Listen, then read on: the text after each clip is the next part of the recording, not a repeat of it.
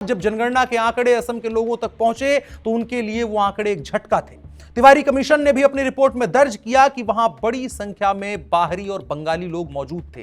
Commission की report में 1901 से 1971 तक की जनगणना के आंकड़े पेश किए गए, जिसमें हर दशक में यानी 1911 में 16.99%, 1921 में 20.48%, 1931 में 19.91%, 1941 में 20.40%, 1951 में 19.98% और बांग्लादेश विभाजन के ठीक पहले यानी 1961 में 34.61% यानी 61% और 1971 में 34.95% की जनसंख्या वृद्धि देखने को मिली। जब पूरे देश की जनसंख्या की वृद्धि का अनुपात देखा गया तो हर दशक में असम की वृद्धि दर से करीब 10% कम की दर देश की थी।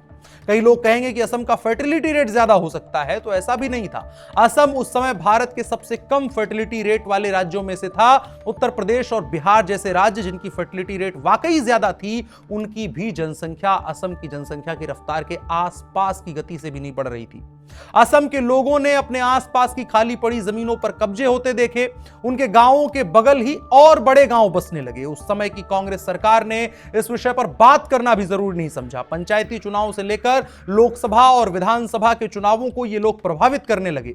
नेताओं के लिए यह संख्या एक वोट बैंक बन गई।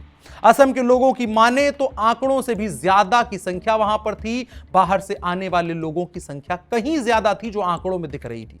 इससे बड़ी संख्या में पाकिस्तान के हिस्से से आने वाले बंगाल के, जो 1971 में बांग्लादेश बना, वहां के घुसपैठियों की भी थी।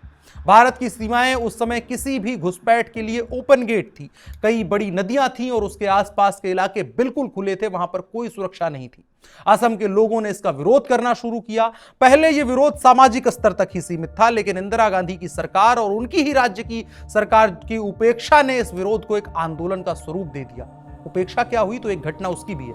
1978 में मंगलदोई लोकसभा क्षेत्र के सांसद हीरालाल पटवारी की मृत्यु हो जाती है। उपचुनावों के लिए इलेक्टोरल रोल रिवाइज किए जाते हैं। आखिर में जो संख्या निकल के सामने आती है वो ये बताती है कि इस लोकसभा क्षेत्र में बड़ी संख्या में बांग्लादेशी घुसपैठिए मौजूद हैं, जिनकी संख्या 36,780 थी।